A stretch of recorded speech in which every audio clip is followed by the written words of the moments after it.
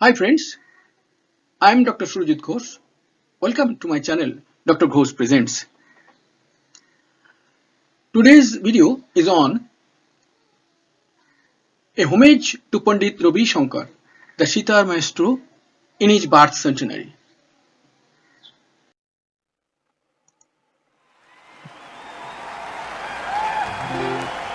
Friend, please try to recognize the person, the guitarist.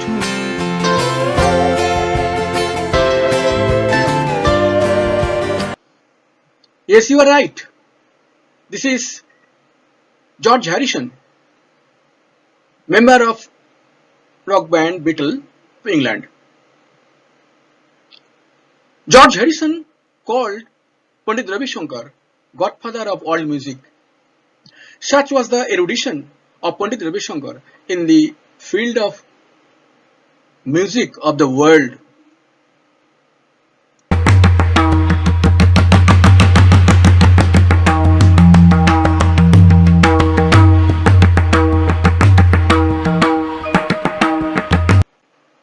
And this is the city of Benares, India,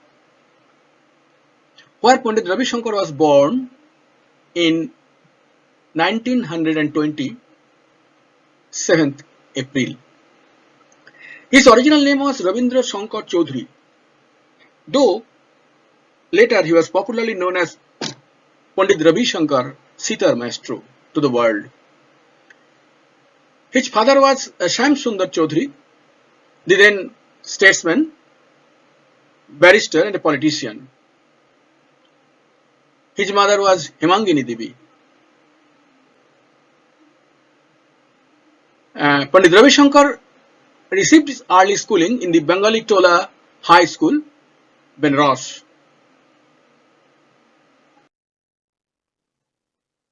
Now I will take up a few aspects of his life very synoptically, then take up a few of these details. Skills. He had got skill in sitar playing and singing. But mind it, sitar playing, this particular words conveys nothing. He is much higher than this thing. He's the person who make this instrument sitar, a stringed instrument in Indian classical music, made known to the outside world. Alone, Ravi Shankar alone made this instrument known to the outside world, sitar. Such was his level of playing sitar. Singing. He used to sing also in his earlier days. There are some recordings. Awards. Uh, to be frank, number of awards is around 40. But I am just giving a few examples here. KBE means there is Knight of the British Empire, Padma Bhushan, Bharat Ratna, and Commander of the Legion of Honor, France, member of American Academy of Arts and Letters. Spouses. He had got two spouses, Annapurna Devi and Suparna Rajan. Offspring, three offsprings there are. Shubhendra Shankar, Gitali Rajan Shankar and Anushka Shankar. Shubhendra Shankar is his first son. Shubhendra Shankar was born of Annapurna Devi or Rabindra Shankar, and Gitali Rajan Shankar I will be taking 1 minute after just. Anushka Shankar was the daughter, the youngest daughter, and she was born of Sukarna Rajan and Ravi Shankar. Gitali Rajan Shankar's mother, Sue Jones, had a very close relationship with Ravi Shankar for a particular period of his life, and they were very intimate relationship, and out of that intimate relationship, Gitali Rajan Shankar was born. Nevertheless, Ravi Shankar did admit that Gitali Rajan Shankar was his daughter, and Gitali Rajan Shankar also admitted that Rabindra Shankar was her father. To be frank, Nora Jones is a very illustrious singer of America. She had won many Grammy Awards, and She was a beautiful composer of music also. Like father, like daughter, we can call her.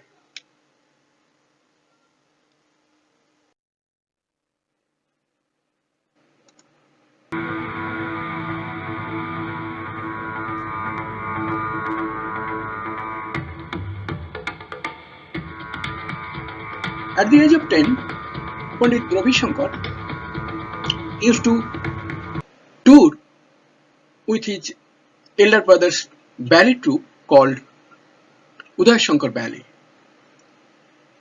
He used to perform various instruments like sarod, sitar, flute, and also took part in Bharatanatyam dance.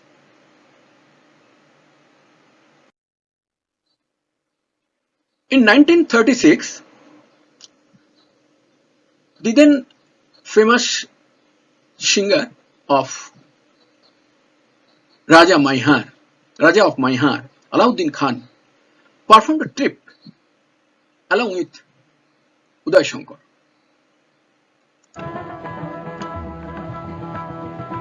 With them, Pandit Ravi Shankar was there as usual. Khan Sahib noted that this boy has got talent, but he used to perform various instruments in different times, but nothing seriously. So one day he called him and said, "Hi kid, what are you doing? You are spending time for nothing. You are doing nothing. You are a useless fellow.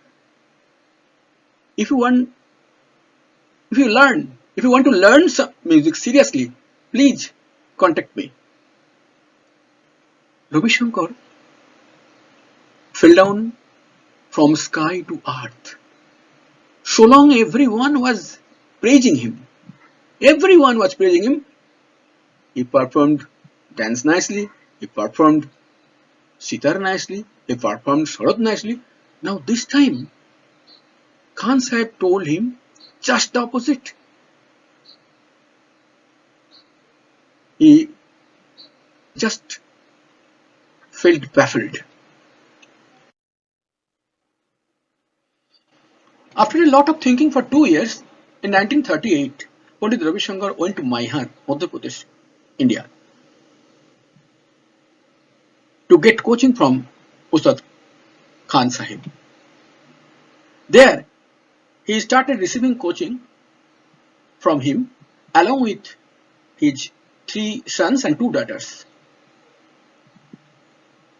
As the sons and daughters called him Baba, Pandit Ravi Shankar also started calling him Baba, and he maintained this call seriously throughout his life. Throughout his life. He never called Ustad or Guruji, he called him Baba. Further, there he received training for 16 to 18 hours daily, continuously. And within a year, he started performing recital alone. Such was his talent and industry. On various occasions, Ustad Khan Sahib praised him for both these qualities. He has talents and he has got the power to perform continuously for hours together. So within a year, he started performing individually and successfully.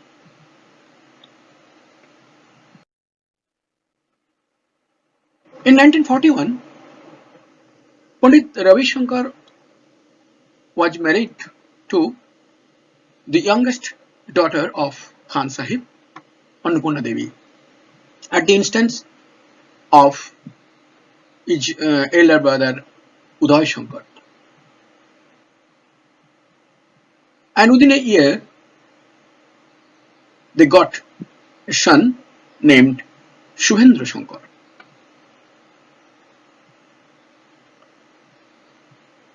Then they used to perform, I mean husband and wife used to perform duets in main cities of India, right? Calcutta, Bombay, Delhi, etc. And in these performances, the musical talent of Annapurna Devi was much more appreciated than Ravi Shankar. The critics and the audiences put much interest in her music rather than Pandit Ravi Shankar. Such was the talent of Annapurna Devi. Pandit Ravi Shankar used to change the seriousness of the music or classical music into a light form so that ordinary people can feel it and receive it nicely. So he had the tendency to fusion rather of classical music with light thing. But Annapurna Devi was a rigid and Puritan. He never acceded to this request of her husband. As a result, there appears differences between them, and these differences gradually increases, and they too parted from one another gradually. Both of them were so rigid in their attitude and principles that they separated.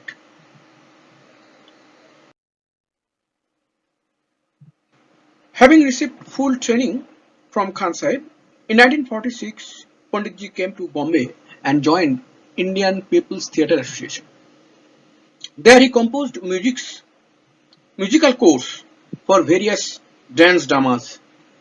Within a few years, he was appointed director of music in All India Radio and established National Orchestra, Indian National Orchestra there, and started composing music for it.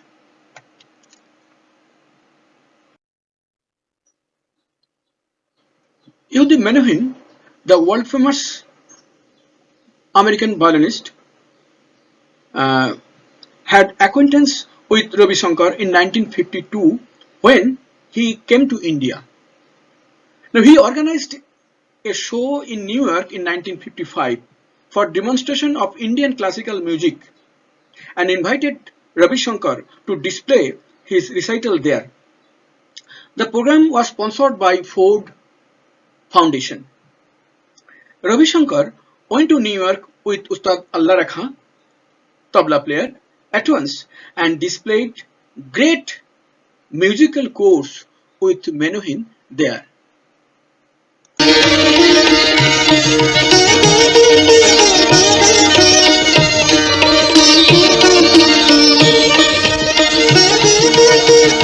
Allah Rakha, the great tabla virtuoso, has been my main tabla accompanist for 25 years.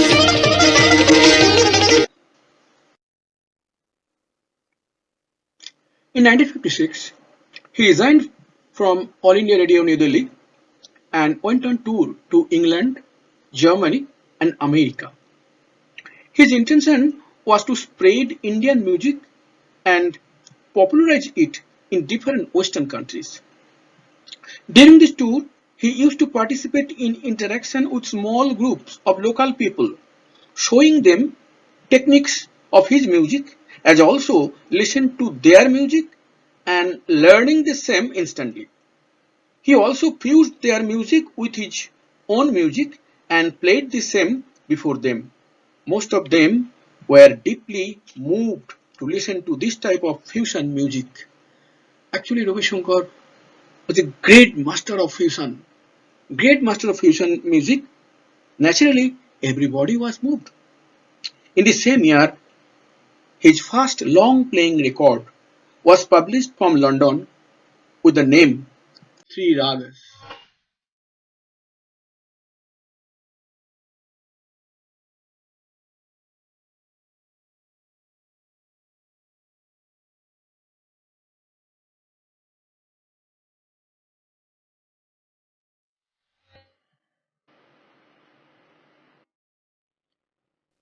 In 1967, he won a Grammy Award for Best Chamber Music Performance for West Meets East, collaborating with world-famous violinist Yehudi Menuhin.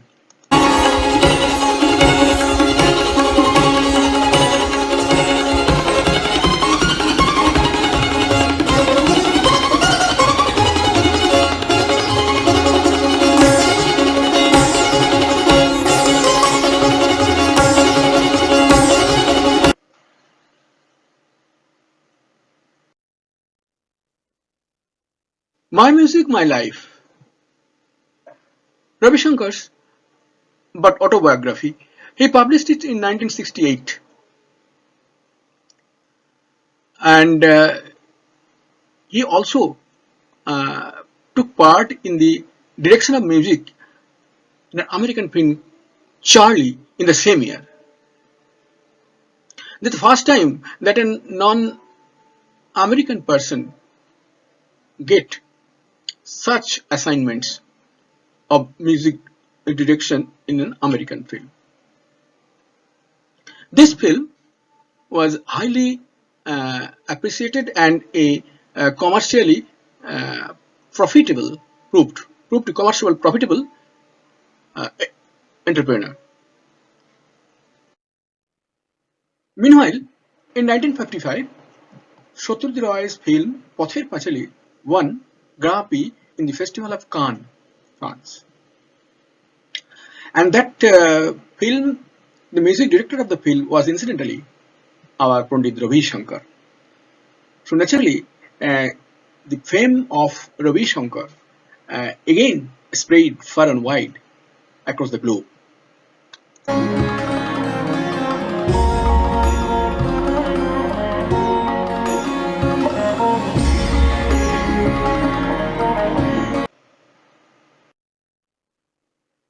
There occurred a battle between Indian soldiers and Pakistani soldiers over Bangladesh issue in 1971.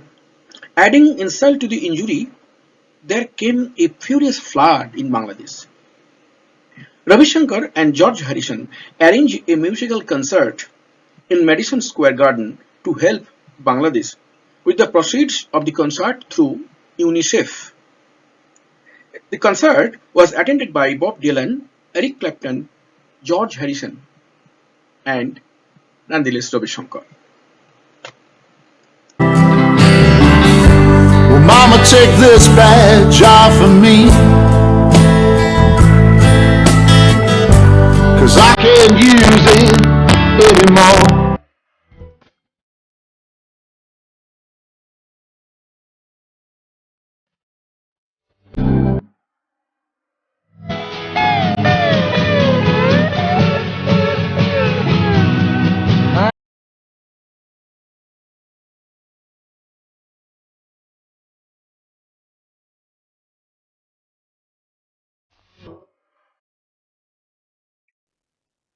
Pandit Ravi Shankar's hectic and demanding tour schedule told upon his health, and he got an heart attack in Chicago during his tour in 1974.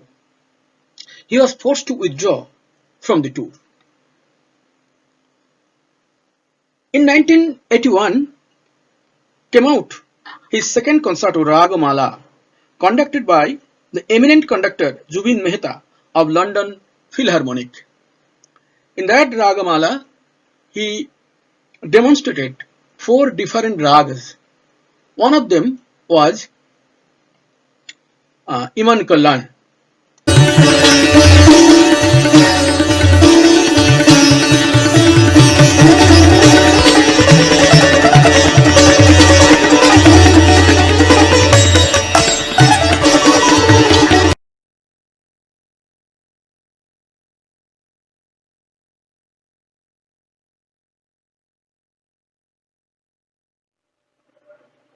Famous Richard Attenborough directed a film named Gandhi in 1982. Pandit Ravi Shankar was the music director of the film.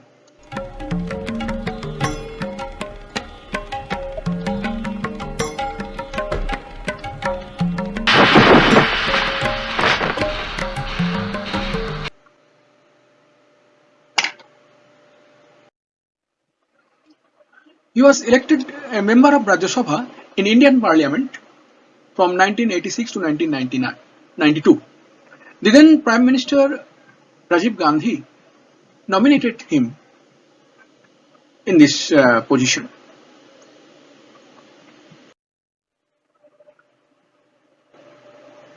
The second part of his autobiography was published by him in 1997 from Genesis, London. The book was named Rag Mala and it was edited and forwarded by his disciple George Harrison. In the same year, he was appointed as Regent Professor in the University of California, San Diego. He performed with Anushka Shankar, his youngest daughter, in 1997 at the Symphony Hall in Birmingham, England, for the BBC.